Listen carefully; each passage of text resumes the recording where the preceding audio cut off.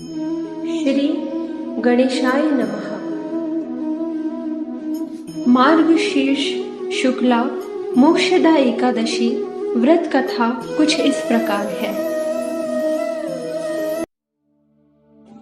युधिष्ठिर बोले, हे देव, मुझे बड़ा संदेह है।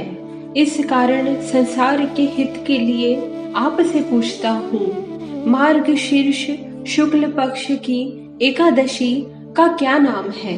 उसकी क्या विधि है? उसकी विधि मुझसे कहिए। श्री कृष्ण बोले, हे राजन, तुम्हारा प्रश्न बहुत सुंदर है।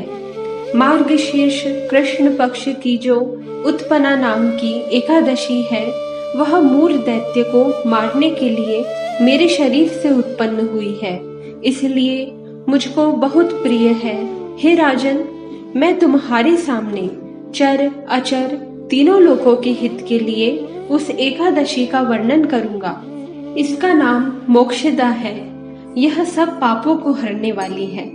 इसमें दामोदर भगवान की अच्छी तरह पूजा करें।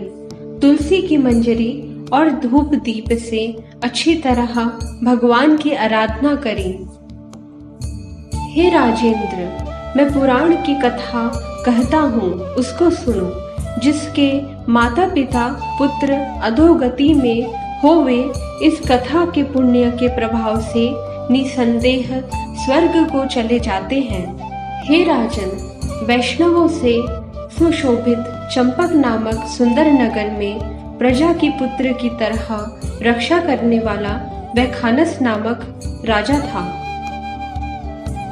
एक दिन राजा ने स्वप्न में अधोगति को प्राप्त हुए अपने पिता को देखा। यह देखकर उसे आश्चर्य हुआ। उसने ब्राह्मणों से स्वप्न का वृतांत कहा। हे ब्राह्मणों, मैंने स्वप्न में अपने पिता को नरक में पड़ा हुआ देखा है। पिता ने मुझसे कहा कि हे पुत्र, मैं अधोगति में हूँ, मेरा उद्धार करो। स्त्री पुत्र मुझे अच्छे नहीं लगते, मैं क्या करूं?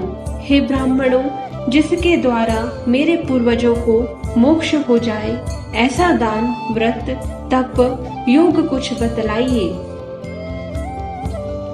ब्राह्मण बोले, हे नरप, यहाँ पर्वत मुनि का आश्रम पास में है। वह भूत भविष्य वर्तमान सबको जानते हैं। उनके पास आप जाइए। वह राजा उनका वचन सुनकर मुनि के आश्रम में गया। वह आश्रम शांत प्रकृति के ब्राह्मण, प्रजा और मुनीश्वरों से सुशोभित था। राजा ने वहां जाकर पृथ्वी पर साष्टांग प्रणाम किया। मुनि ने राज्य के सातों अंगों की कुशल पूछी और कहा कि तुम्हारा राज्य निष्कंटक तो है? राजा बोला, हे विप्र, आपकी कृपा से सब कुशल होने पर भी कुछ विघ्न उपस्थित हो गया है। हे ब्राह्मण, मुझे कुछ संदेह है, उसको आप दूर कीजिए। पर्वत मुनि राजा के यह वचन सुनकर नेत्र बंद करके भूत भविष्य को सोचने लगे। फिर राजा से बोले, हे राजेंद्र, आपके पिता के पाप को मैंने समझ लिया है। तुम्हारे पिता ने काम के वशीभूत होकर स्त्री को रति दी और दूसरी स्त्री के आग्रह करने पर भी ऋतुदान नहीं दिया। इस कर्म से वह नरक में पड़ा है। राजा बोला, हे मुनि, किस व्रत और दान से उस नरक से मेरे पिता का उद्धार होगा? वह उपाय मुझसे कहिए। मुनि बोले, मार्गशीर्ष शुक्ल पक्ष में मोक्षदा नाम की एकादशी है। तुम सब लोग उसका व्रत करके उसका पुण्य पिता को दे दो। मुनि के इस वचन को सुनकर राजा अपने घर आ गया। जब अगहन सुधी 11 आई, तब स्त्री, पुत्र और रविवास समेत विधि पूर्वक व्रत करके उसका पुण्य राजा को दिया।